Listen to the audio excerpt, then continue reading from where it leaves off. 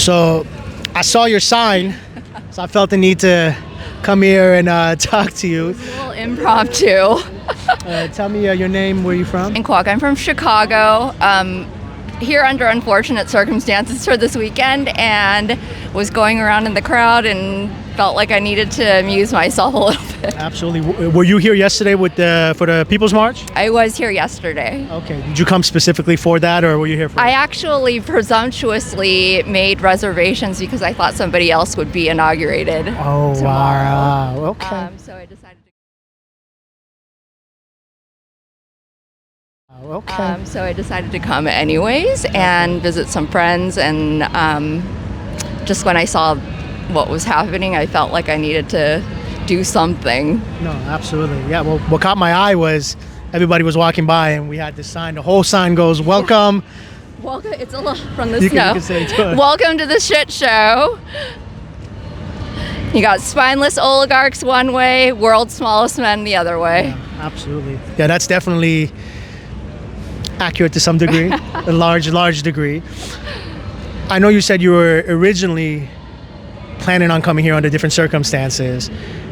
Seeing that those circumstances didn't play out and we have a situation where Trump is back in office, how does that make you feel? I know that's a tough question.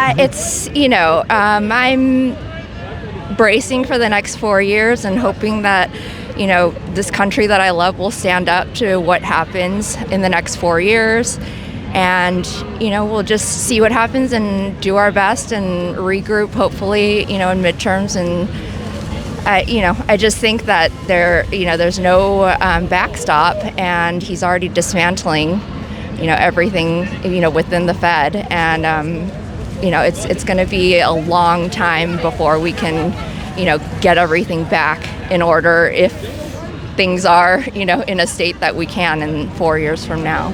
Yeah, absolutely. So I myself, I'm from San Diego. I'm actually from Orange County originally, okay, so right north of you. Right.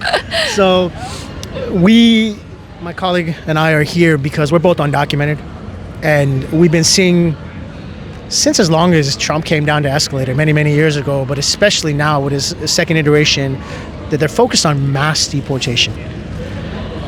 How do you feel about that situation, and how do you think we come about together as a community to help protect some of the most vulnerable people in this country, namely the undocumented community? Well, for me, I feel very grateful. I live in Chicago, and so we have a government that's going to do anything and everything that we can to protect the undocumented community. And look, I am the first person to say, absolutely, we need immigration reform. That's just a given. But to me, it's just so very clear. Mass deportations are happening because that's going to get the sound bites, the news bites, and it's a campaign promise, and that's the only reason that's going to be the first thing on the agenda, because it's not you don't have to pass anything. You can get the cameras out there and make a big show out of it. And I think what we have to do is just, the strongholds we'll have to just protect as much as we can and work on immigration reform and let people know, the entirety of this country know, that immigration reform needs to happen, but the solution is not going to be mass deportation. Our economy depends on undocumented people. Our country is built on that, and good luck with things like grocery prices. You think that, do you think the farm workers are going to go out there when they're going to be the targets out there at the farm? What do you think your broccoli, what do you think your corn is going to cost?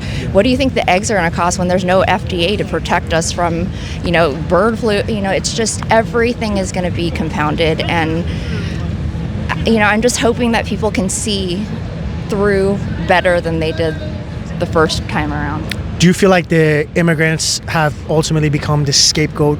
Absolutely. And to blame for so many things like inflation and opioid this, fentanyl that? Absolutely. I think it was, and don't quote me on this, but I think it was 2022 or 2023 that they did I also don't understand why they have to be like that. It's just so unnecessary. She's got somewhere to go. They probably didn't let her in, and she's very frustrated. The 2022 or 2023, I think it was. I mean, there's like billions of dollars that undocumented, undocumented persons have paid in taxes. Yes. I mean, we rely on that. If you're thinking that our economy is going to get better by getting rid of undocumented people, I mean, people have something coming to them, because I think that they're going to realize, I mean, there's a documentary about what California's economy would look like without undocumented people. It would not exist. We would not be able to function. If you think that, American citizens are going to do the work that undocumented have done, they have done so much to help this country. I'm an American citizen. I was born here, but my parents came here and they were immigrants, and I have a great love for this country, and I think that the undocumented people that are in this country also have a great love of this country and for everything that they've been provided for and the opportunities that have been here.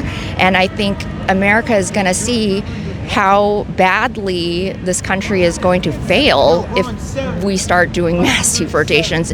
What I am going to guess is that it's going to be a show, and it'll be very short-lived so that they can, tell people that they've done what Trump has promised, and then that'll be it.